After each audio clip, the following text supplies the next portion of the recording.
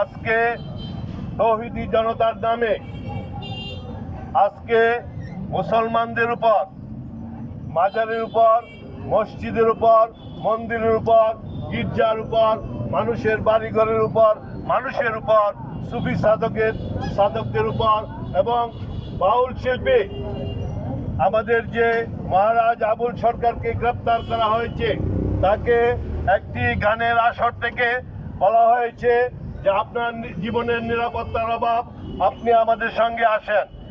উনি সরল বিশ্বাসী ওনাদের সঙ্গে গেল, যাওয়ার পরে কি দেখা গেল, তাকে গ্রেপ্তার করা হলো, তাকে থানা হাজতে নিয়ে যাওয়া হলো, তাকে রাত্রে কোনো খাবার খেতে দেওয়া হলো না।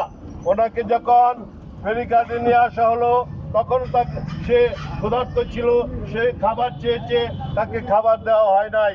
যাই হোক বন্ধুরা আমার, সাংবাদিক ভাইরা আমার, আমি এই ঘটনার তীব্র নিন্দা জানাই এবং মহারাজ সুফি সাধক আবুল সরকারের নিঃশর্ত মুক্তি দাবি করি। বন্ধুরা আমার, আপনারা জানেন, আপনারা নিশ্চয়ই দেখে থাকেন যে আবুল সরকার এরকম একটা মানুষ যিনি সবসময় কাপড়ের কাপড় সাথে নিয়ে চলেন। যাই হোক, আমরা এই ঘটনার তীব্র নিন্দা জানাই এবং আগামীতে যাতে এই ধরনের ঘটনা, যারা শিল্পীরা আমাদের ঐতিহ্য, হাজার বছরের ঐতিহ্য, বাংলাদেশের কৃষ্টি কালচার সঙ্গে এই সংস্কৃতি জড়িত, এই সংস্কৃতিকে ধ্বংস করে দেওয়ার জন্য একটি মহল কুচক্রী মহল দিন রাত চেষ্টা করে যাচ্ছে। বন্ধুরা আমার, আমরা এর নিন্দা জানাই। আমরা স্বাধীন দেশের নাগরিক, আমরা স্বাধীনভাবে বসবাস করতে চাই, আমরা আমাদের অধিকার নিয়ে বাঁচতে চাই, আমরা মুক্ত আকাশে মুক্ত বাতাসে আমরা বসবাস করতে চাই। বিগত ফ্যাসিস্ট সরকারের বিদায়ের পর আমরা মনে করেছিলাম ডক্টর ইউনূস স্যারের নেতৃত্বে যে অন্তর্বর্তীকালীন সরকার গঠিত হয়েছে, সেই সরকার একটা মুক্ত পরিবেশের সৃষ্টি করবে, যে পরিবেশে সকল ধর্ম, বর্ণ, সকল শ্রেণীর মানুষ আমরা স্বস্তির নিঃশ্বাস ফেলতে পারবো, আমরা একটা সুন্দর সুষ্ঠু জীবন যাপন করতে পারবো। কিন্তু দেখা যাচ্ছে প্রতিনিয়ত বাজার ভাঙচুর করা হচ্ছে, মসজিদ ভাঙচুর করা হচ্ছে, মানুষের বাড়িঘর ভাঙচুর করা হচ্ছে, সুফি সাধকদের উপর হামলা করা হচ্ছে। আমরা এর নিন্দা জানাই, প্রতিবাদ জানাই। বন্ধুরা আমার, সাংবাদিক বন্ধুরা আমার, প্রশাসনের বাইরা যারা আজকে আমাদের এই কথা শুনছেন, আপনারা নিশ্চয় এগুলি প্রতিকারের চেষ্টা করবেন। আপনারা আপনাদের কলমের মাধ্যমে লিখে আমাদেরকে সহযোগিতা করবেন। প্রশাসনের ভাইদের কাছে দাবি, যারা এই ধরনের অন্যায় কাজগুলি করছে তাদেরকে অনতিবিলম্বে গ্রেপ্তার করে আইনের আওতায় নিয়ে আসা হোক। ইতিমধ্যে আপনারা শুনেছেন জামাতের কিছু নেতা যে ধরনের বক্তব্য দিচ্ছে, যেমন দাঁড়িপাল্লায় ভোট দিলে বেহেশতে যাওয়া কনফার্ম। জামাতের নেতা আমির হামজা উনি বলছেন যে উনি 3 বছর কোরআনকে খুব গভীরভাবে উনি পর্যবেক্ষণ করেছেন, করে কোরআনের 53 জায়গায় ভুল পেয়েছেন। এই যে বক্তব্যগুলি আসছে আজকে, এটা কিসের আলামত?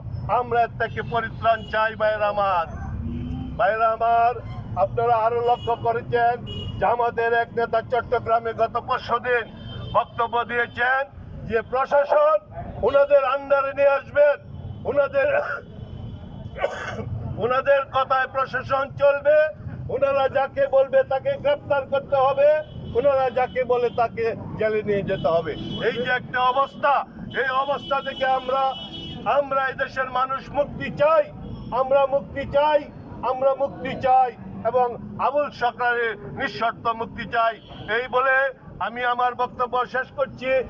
কিন্তু আমরা গভীর উদ্বেগের সাথে লক্ষ্য করছি যে এই সরকারের আমলে এই ফ্যাসিবাদী শাসন পুনঃপ্রতিষ্ঠা করার জন্য তারা ষড়যন্ত্রে লিপ্ত হয়েছে। তা যদি না হতো, এই বাংলাদেশের হাজার বছরের সংস্কৃতি, আমাদের বাউলদের ঐতিহ্য নষ্ট করতে চায়, তারা সুফিবাদকে ধ্বংস ধ্বংস করতে চায়, তারা মন্দিরে হামলা করে, মাজারে হামলা করে, মানুষের মৃত্যুর উপরে কবরে শুয়ে থাকবে। এখানেও কোনো নিরাপত্তা নেই। কবর থেকে লাশ তুলে আপনারা দেখেছেন সেই লাশকে পুড়িয়ে দেওয়া হয়েছে। এটা পৃথিবীর ইতিহাসে কোথায় আছে কিনা আপনাদের সামনে প্রশ্ন করি।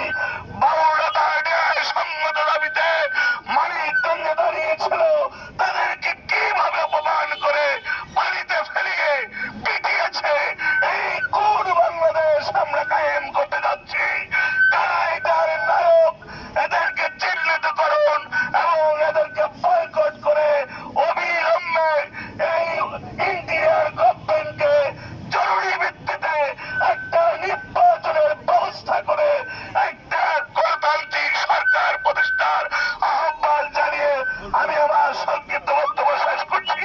এটা কখনো হারাতে দেওয়া যাবে না। আমাদের যে যে বাউল শিল্পীর কথা আমরা এখানে শুনেছি, আমাদের সংস্কৃতি, লোকগীতি, পল্লীগীতি যা কিছু আছে এই বাংলার মাটি থেকে আমরা মুছে দিতে পারি না, কোনোভাবে মুছে দিতে পারি না। আমরা যেমন যার যার ধর্ম আমরা নির্ভয়ে পালন করব, সেই রকম এই বাংলাদেশের সংস্কৃতিকে ধরে রাখার দায়িত্ব আমাদের বাংলাদেশের প্রতিটি মানুষের। তাই এই দেশের সংস্কৃতিকে আমরা ভুলুণ্ঠিত হতে দিতে পারি না। কোনোভাবে এই দেশের সংস্কৃতিকে আমরা হারাতে দিতে পারবো না। বিনিময়ে আমরা বুকে রক্ত দিয়ে এই দেশের সংস্কৃতিকে আমরা ধরে রাখবো। এই সংস্কৃতিকে আমরা হারাতে দিব না। আমার আজকের এই মূল কথা, আমাদের বাংলার এই যে ঐতিহ্য, আমাদের এই যে লোকগীতি, বাউল সঙ্গীত, এইগুলিকে আমরা কখনই হারাতে দিব না। আমাদের এই যে সংস্কৃতিকে আমরা হারিয়ে আমরা বাঙালিত্ব আমরা হারাতে চাই না। আমরা বাঙালিত্ব, আমরা বাঙালি, আমরা এই বাঙালি যে পরিচয়, বাংলার মানুষ, আমরা এই বাঙালি, এই দেশে জন্মগ্রহণকারী। আমরা যদি আমাদের অতীতকে, সংস্কৃতিকে হারিয়ে ফেলি তাহলে তো আমরা বাঙালি হয়ে থাকছি না, আমরা বাংলাদেশ হয়ে থাকছি না। তাই আমাদের সেই সংস্কৃতিকে ধরে রাখতে হবে। আমি একটা কথাই বলবো, আমাদের সংস্কৃতিকে হারিয়ে কোনো দেশ হতে পারে না। আসুন আজকের এই মানববন্ধন সফল হোক, সার্থক হোক, এই আশাবাদ ব্যক্ত করছি। ধন্যবাদ।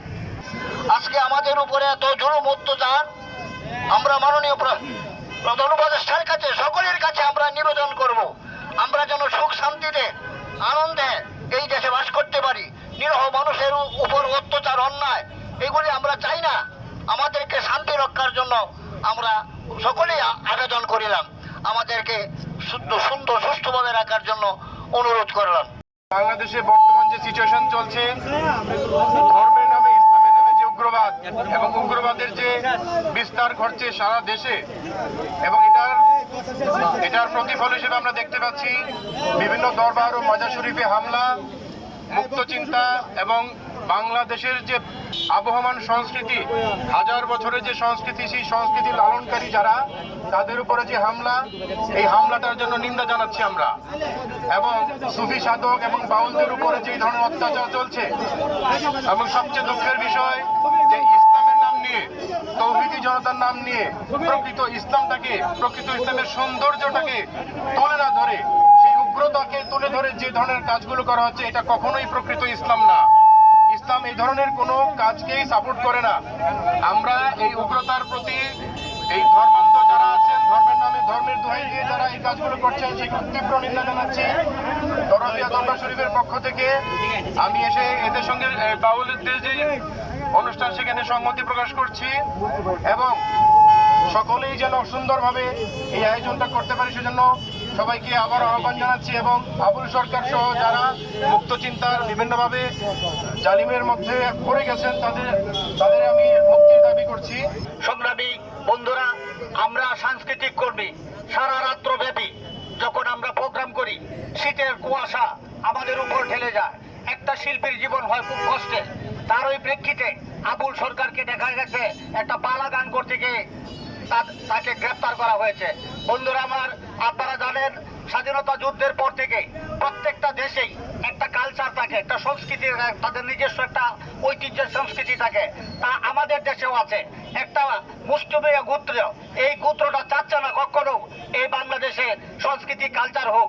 আপনারা দেখেছেন ইতিমধ্যে যে বিভিন্ন জায়গায় ওই কালচার উদীচির মধ্যে বোমা ফাটানো হয়েছিল, বিভিন্ন যাত্রা মঞ্চে বোমা ফাটানো হয়েছিল। এই যে একটা অবস্থা, মাজার ভেঙে ফেলা হচ্ছে, হ্যাঁ, তারপরে আপনার ওই যেখানে আপনার ইয়া করা হয়, সেখানে জোরপূর্বক ওয়াজ পড়ানো হচ্ছে। এই যে একটা এহেন অবস্থা, সেই অবস্থা থেকে বাঁচার জন্য আমরা বাংলাদেশে শান্তি চাই। কোন শিল্পী কোন দল করে না, তারা তাকে নিরপেক্ষ। আর নিরপেক্ষ ভূমিকা পালন করতে গিয়ে আমরা নিরীহ শিল্পীদের উপর যে অত্যাচার ব্যভিচার করা হচ্ছে, আমি বিশেষ করে আজকের এই প্রতিবাদ সভা থেকে বাংলাদেশের সেনাবাহিনীকে বলতে চাই, আপনারা দেশের শৃঙ্খলার দায়িত্বে নিয়োজিত আছেন, দেশ রক্ষার দায়িত্বে নিয়োজিত আছেন। আপনারা ইচ্ছা করলেই পারেন 24 ঘন্টার মধ্যে, ইচ্ছা করলেই পারেন আপনারা দেশের শান্তি শৃঙ্খলা ফিরিয়ে আনতে।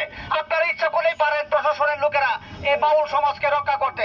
এই প্রত্যাশা রেখে আমি সংক্ষিপ্ত আলোচনা শেষ করছি। ধন্যবাদ সবাইকে।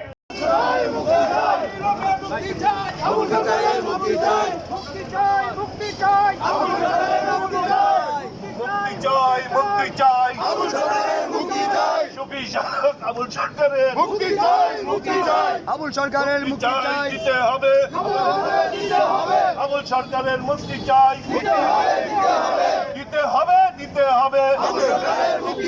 আবুল সরকারের মুক্তি চাই